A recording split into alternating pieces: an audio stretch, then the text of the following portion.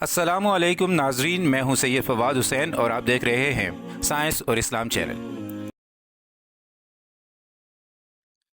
ناظرین، کچھ دن پہلے مجھ سے کچھ سوالات پوچھے گئے۔ یہ تمام سوال مذہب کے برعکس موقف رکھنے والے یعنی ایتھیسٹ کی طرف سے تھے۔ یہ میرے بھائی انڈیا کے ہیں اور انہوں نے کافی زیادہ سوالات مجھ سے پوچھے۔ آج کی اس ویڈیو میں انہی سوالات کا ایک ایک کر کے میں جواب دینے کی کوشش کروں گا، صرف اس اللہ کے حکم سے۔ میرے بھائی کا پہلا سوال یہ تھا کہ مذہب کی کتابوں میں کہاں لکھا ہے کہ یہ زمین گول ہے یعنی اسفیریکل شیپ کی ہے، بلکہ ان کا یہ خیال ہے کہ یہ وہ حقیقت ہے کہ جس کا علم ہم سب کو سائنس کی مدد سے ہوا، نہ کہ مذہب کی کسی کتاب سے۔ اس سوال کو سن کر میں سمجھ گیا تھا کہ میرے بھائی کو اسلام کے بارے میں بالکل بھی علم نہیں ہے، بلکہ انہیں کسی نے بہت غلط گائیڈ کیا ہوا ہے۔ ناظرین، اس سوال پہ اتنی زیادہ بحث کی ضرورت نہیں ہے، کیونکہ امام فخر الدین رازی نے اپنی تفسیر میں اور حافظ ابن کثیر نے اپنی تفسیر میں یہ بات واضح الفاظ میں آج سے 900 سے 1000 سال پہلے بیان کر دی تھی کہ یہ زمین گول ہے یعنی سفیریکل شیپ کی ہے، اور یہ بات انہوں نے قرآنک ورسز کی تفسیر میں ہی لکھی ہے۔ لہٰذا اس بات کو یاد رکھ لیں سب لوگ کہ اسلام نے شروع دن سے ہی یہ نظریہ اپنایا ہے کہ یہ زمین گول ہے یا سفیریکل ہے۔ اب جو لوگ قرآن کی کچھ ورسز کا حوالہ دے کر کہتے ہیں کہ یہ زمین فلیٹ یا سیدھی ہے، وہ شاید عربی زبان سے بالکل ناواقف ہیں۔ انہیں یہ بالکل بھی سمجھ نہیں کہ اللہ قرآن میں یہ فرماتے ہیں کہ یہ زمین شتر مرغ کے انڈے کی شکل کی ہے۔ اس کے لیے عربی کا لفظ استعمال ہوا ہے دہاہا، جس کا ایک معنی ہے پھیلی ہوئی، اور یہی لفظ شتر مرغ کے انڈے کے لیے بھی استعمال ہوتا ہے۔ یہاں پر یاد رہے کہ زمین بالکل گول نہیں ہے، بلکہ یہ اپنے کناروں سے چپٹی ہے۔ اس شیپ کو آبلیٹ سفیرائڈ یا جیوئڈ بولا جاتا ہے۔ مزے کی بات دیکھیں کہ شتر مرغ کا انڈا بھی باقی گول ہوتا ہے، لیکن کناروں سے تھوڑا سا سیدھا ہوتا ہے۔ بس اس سے آگے میں اس سوال پہ زیادہ وقت ضائع نہیں کرنا چاہتا، کیونکہ اس سے آگے اب بحث کا کوئی فائدہ نہیں، اور یہ ثابت ہو چکا ہے کہ سائنس کے دعوے سے بہت پہلے قرآن یہ بتا چکا ہے کہ یہ زمین گول ہی نہیں بلکہ بیضوی شکل کی ہے۔ پھر میرے بھائی نے سوال کیا کہ سورہ فصلت میں اللہ کہتے ہیں ہم نے ارض کو 2 دن میں تخلیق کیا اور پھر اس میں پہاڑ رکھ دیے۔ میرے بھائی کے نزدیک پہاڑ تو زمین کی ٹیکٹونک پلیٹس کی موومنٹ سے بنتے ہیں، وہ اوپر آسمان سے اللہ نے کیسے رکھ دیے؟ ناظرین، اب اس سوال کا جواب بھی بالکل آسان اور سیدھا ہے۔ اللہ کے کہنے کا یہ مطلب نہیں کہ انہوں نے آسمان سے پہاڑ بنا کے اتارے اور ارض پہ رکھ دیے، بلکہ ان کا یہی مقصد ہے کہنے کا کہ یہ پہاڑ پیدا کرنے کے لیے اللہ نے ایک قانون بنایا۔ یہ اس کی شان کے مخالف بات ہے کہ وہ خود چیزوں کو تراشے اور بنائے۔ وہ ذات صرف کہتی ہے کہ میں اگر کسی چیز کو خلق کرنا چاہتا ہوں تو میرے لیے یہ بہت آسان ہے، میں صرف اتنا کہوں کن، مطلب ہو جا، تو وہ ہو جاتا ہے۔ تو اس نے جو بھی بنایا ہے اس کے لیے اسے اوپر سے بنا کے نہیں بھیجنا پڑتا، بلکہ وہ کہتا ہے کہ اس زمین پہ پہاڑ رکھ دیے جائیں تو وہ پہاڑ رونما ہو جاتے ہیں۔ جیسے کہ سائنٹیفک کمیونٹی میں کہا جاتا ہے کہ وی آر اسٹار ڈسٹ، یعنی ہم ستاروں کے گرد گھومنے والی خاک سے بنے ہیں۔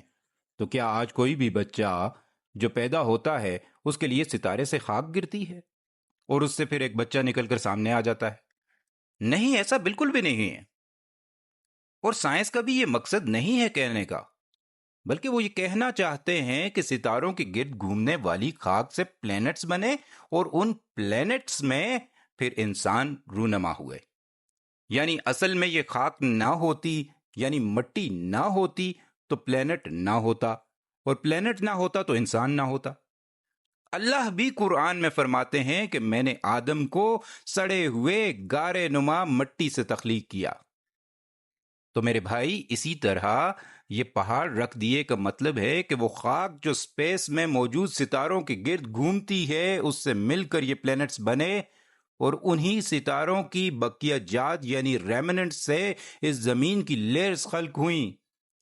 پھر جب ارتھ تیار ہو گئی تو قرآن کی سورہ نحل میں اللہ فرماتے ہیں، اور شروع میں یہ زمین کانپ رہی تھی اور وہ بھی مسلسل، تو اللہ نے پھر اس پہ پہاڑ رکھ دیے تاکہ وہ سٹیبل ہو جائے۔ اب سنو میرے بھائی اپنی سائنس کو، اور پھر خود انصاف کرو کہ جو باتیں آج آپ بتا رہے ہیں یہ تو 1400 سال پہلے قرآن بتا چکا ہے۔ سائنس کہتی ہے کہ ارتھ کی 3 میجر لیئرز ہیں: کور، مینٹل اور کرسٹ۔ سائنس کے مطابق شروع میں ارتھ کی کرسٹ بہت زیادہ پتلی تھی، تو اس لیے اس کی نچلی لیئرز میں ٹیکٹونک پلیٹس موومنٹ اتنی زیادہ فریکوینٹلی ہو رہی تھی کہ ارتھ پہ اس وقت وائلنٹ ارتھ کویکس آ رہے تھے، اور وہ بالکل بھی سٹیبل نہیں تھی۔ پھر وہ کہتے ہیں ارتھ کی سٹیبلٹی میں کچھ چیزوں نے بہت مدد کی، اور اس میں ماؤنٹنز کا بھی بہت ہی اہم کردار ہے، کیونکہ ماؤنٹنز بنے تو ارتھ سٹیبل ہونا شروع ہو گئی، کیونکہ اس کی کرسٹ جو کہ پہلے بہت پتلی تھی وہ بہت سخت اور مضبوط ہو گئی، اور وہ بھی کس وجہ سے؟ پہاڑوں کی وجہ سے۔ اب سمجھ آئی میرے بھائی اللہ نے کیوں یہ کہا کہ اللہ نے 2 دن میں ارض بنائی، یعنی ہر وہ پلینٹ جہاں پہ زندہ لوگوں نے پیدا ہونا تھا۔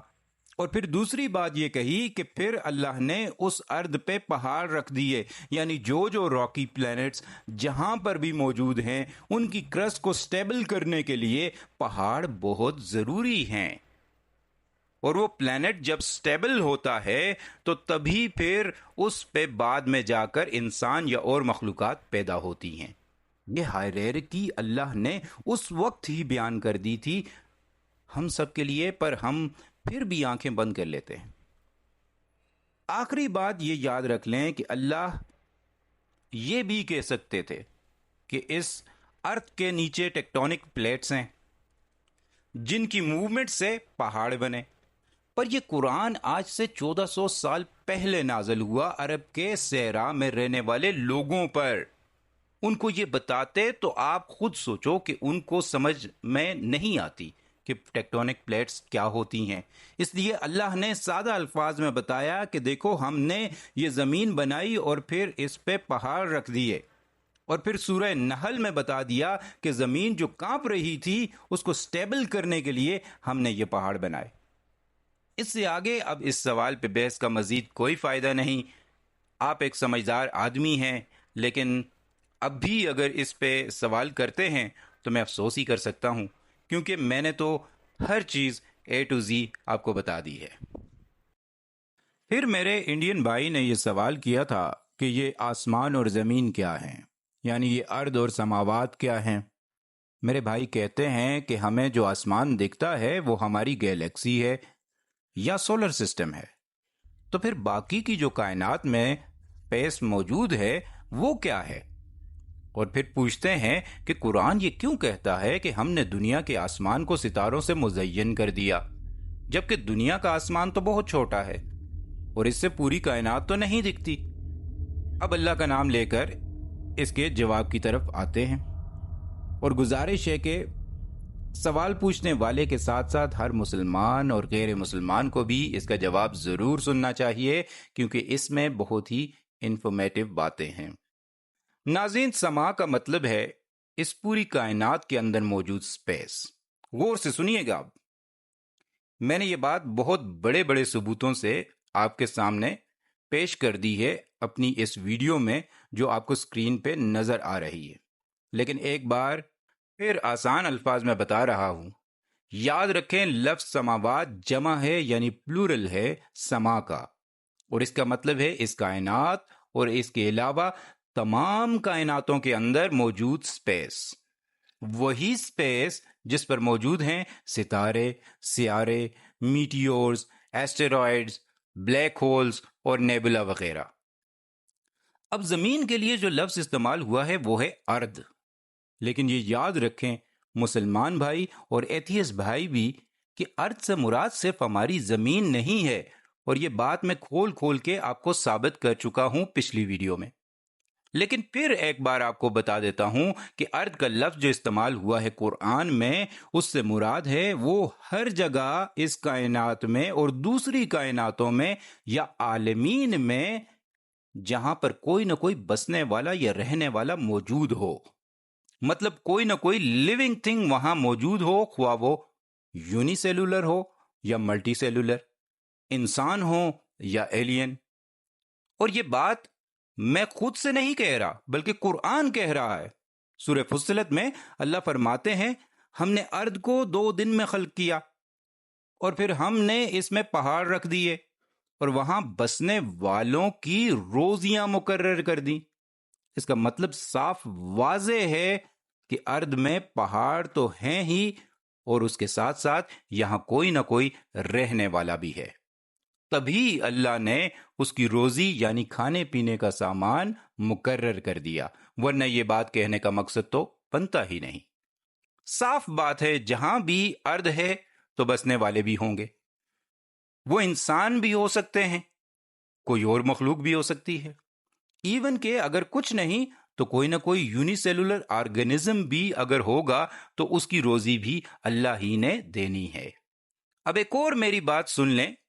میں نے پچھلی ویڈیو میں بہت تفصیل سے بیان کر دیا ہے کہ سما کا جو لفظ قرآن میں استعمال ہوا ہے اس سے مراد ہماری زمین سے نظر آنے والا آسمان یا اسپیس نہیں ہے، بلکہ اس سے مراد اس پوری کائنات میں موجود جتنی بھی اسپیس ہے وہ ایک سما ہے.